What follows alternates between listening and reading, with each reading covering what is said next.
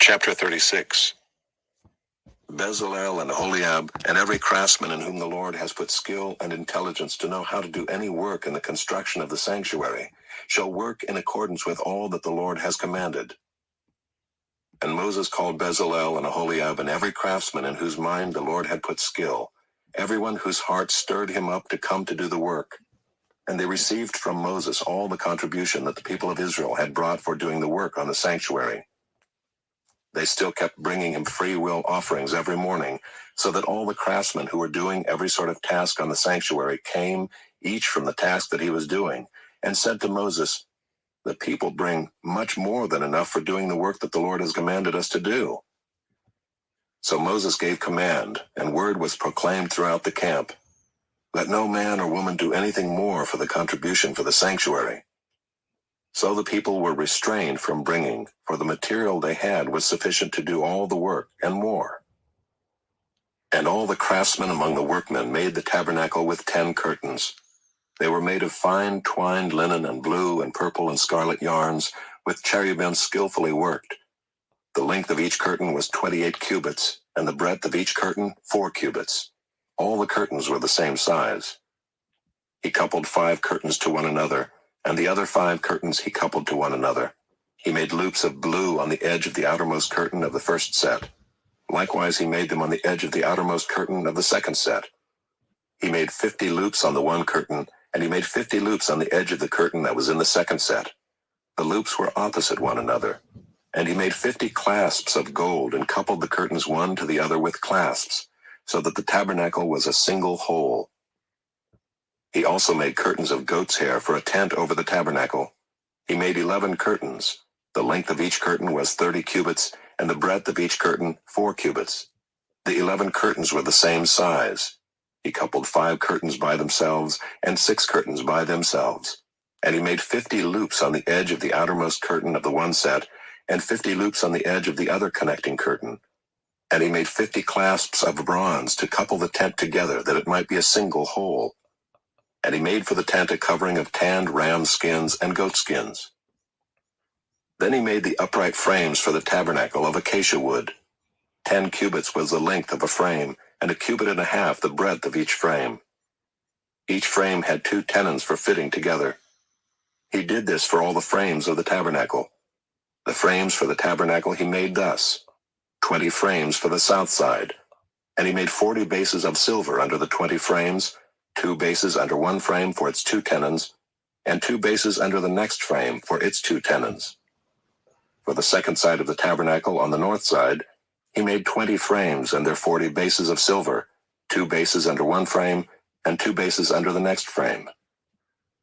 For the rear of the tabernacle westward he made 6 frames. He made 2 frames for corners of the tabernacle in the rear, and they were separate beneath, but joined at the top at the first ring. He made 2 of them this way for the 2 corners. There were 8 frames with their bases of silver, 16 bases, under every frame 2 bases. He made bars of acacia wood, 5 for the frames of the one side of the tabernacle, and 5 bars for the frames of the other side of the tabernacle, and 5 bars for the frames of the tabernacle at the rear westward. And he made the middle bar to run from end to end halfway up the frames.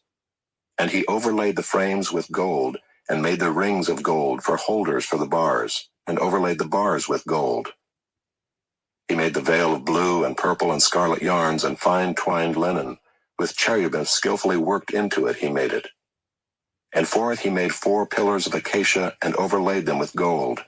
Their hooks were of gold, and he cast for them 4 bases of silver.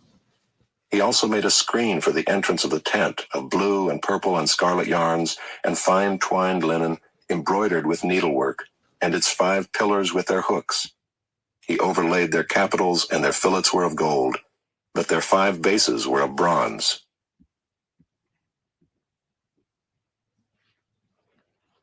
Chapter 15. I am the true vine, and my Father is the vine dresser. Every branch in me that does not bear fruit he takes away, and every branch that does bear fruit he prunes, that it may bear more fruit. Already you are clean because of the word that I have spoken to you.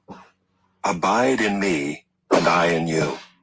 As the branch cannot bear fruit by itself unless it abides in the vine, Neither can you, unless you abide in me. I am the vine, you are the branches. Whoever abides in me and I in him, he it is that bears much fruit. For apart from me you can do nothing. If anyone does not abide in me, he is thrown away like a branch and withers, and the branches are gathered, thrown into the fire and burned. If you abide in me and my words abide in you, ask whatever you wish, and it will be done for you.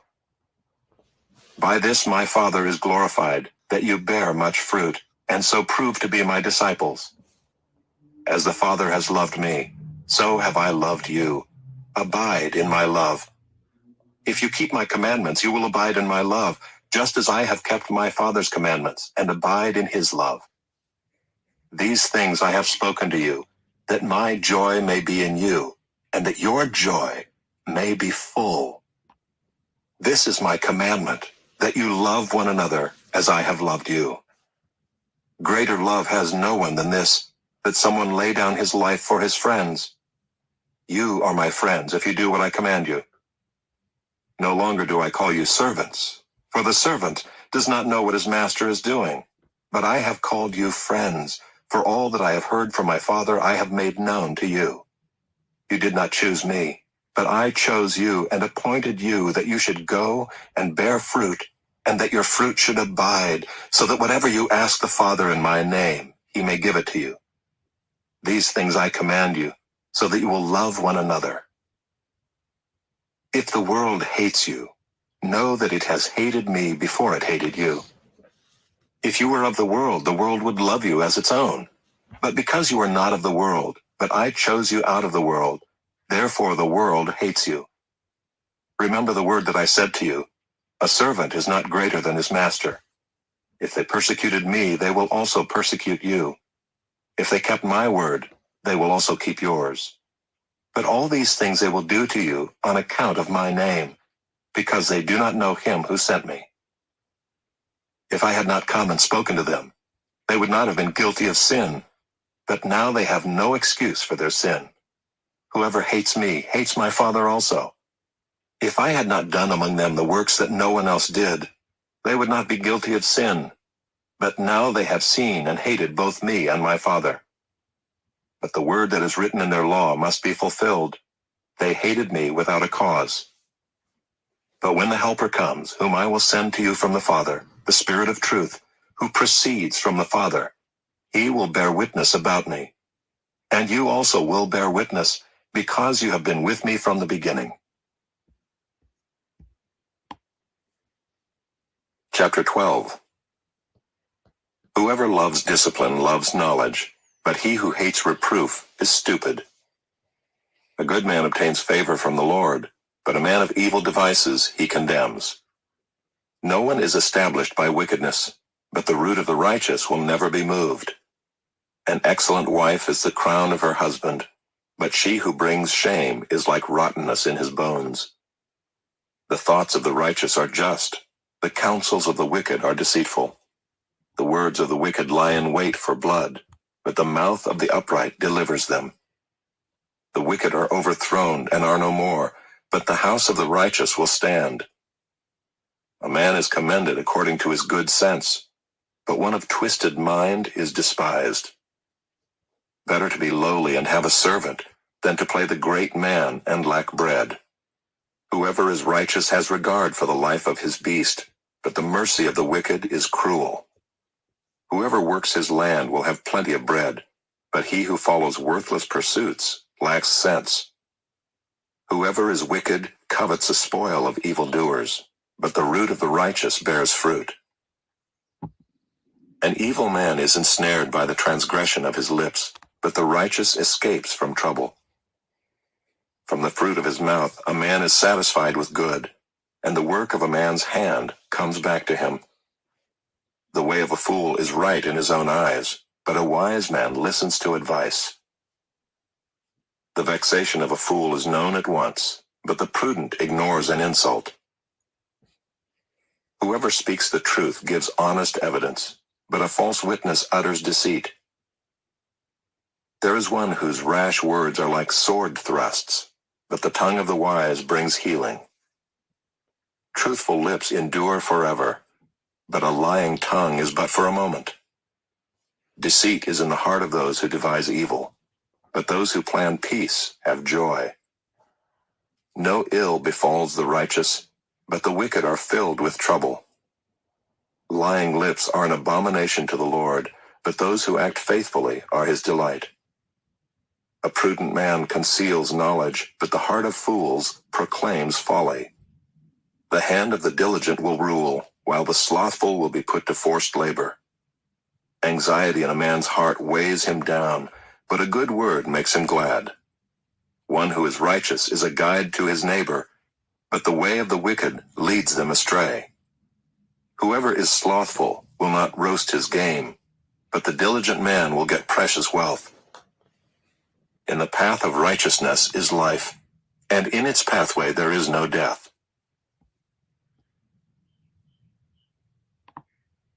Chapter 5. Therefore be imitators of God as beloved children, and walk in love as Christ loved us and gave himself up for us, a fragrant offering and sacrifice to God. But sexual immorality and all impurity or covetousness must not even be named among you, as is proper among saints. Let there be no filthiness, nor foolish talk, nor crude joking, which are out of place, but instead let there be thanksgiving. For you may be sure of this, that everyone who is sexually immoral or impure, or who is covetous, that is, an idolater, has no inheritance in the kingdom of Christ and God. Let no one deceive you with empty words, for because of these things the wrath of God comes upon the sons of disobedience. Therefore do not become partners with them, for at one time you were darkness, but now you are light in the Lord. Walk as children of light. For the fruit of light is found in all that is good and right and true, and try to discern what is pleasing to the Lord. Take no part in the unfruitful works of darkness, but instead expose them. For it is shameful even to speak of the things that they do in secret. But when anything is exposed by the light, it becomes visible. For anything that becomes visible is light. Therefore it says, Awake, O sleeper, and arise from the dead, and Christ will shine on you. Look carefully then how you walk, not as unwise, but as wise, making the best use of the time, because the days are evil. Therefore do not be foolish, but understand what the will of the Lord is. And do not get drunk with wine, for that is debauchery, but be filled with the Spirit, addressing one another in psalms and hymns and spiritual songs, singing and making melody to the Lord with your heart, giving thanks always and for everything to God the Father in the name of our Lord Jesus Christ, submitting to one another out of reverence for Christ. Wives, submit to your own husbands as to the Lord, for the husband is the head of the wife, even as Christ is the head of the church, his body, and is himself its Savior. Now as the church submits to Christ, so also wives should submit in everything to their husbands. Husbands, love your wives, as Christ loved the church and gave himself up for her, that he might sanctify her, having cleansed her by the washing of water with the word, so that he might present the church to himself in splendor, without spot or wrinkle or any such thing, that she might be holy and without blemish. In the same way, husbands should love their wives as their own bodies. He who loves his wife loves himself. For no one ever hated his own flesh, but nourishes and cherishes it, just as Christ does the church, because we are members of his body. Therefore a man shall leave his father and mother, and hold fast to his wife, and the two shall become one flesh. This mystery is profound, and I am saying that it refers to Christ and the church.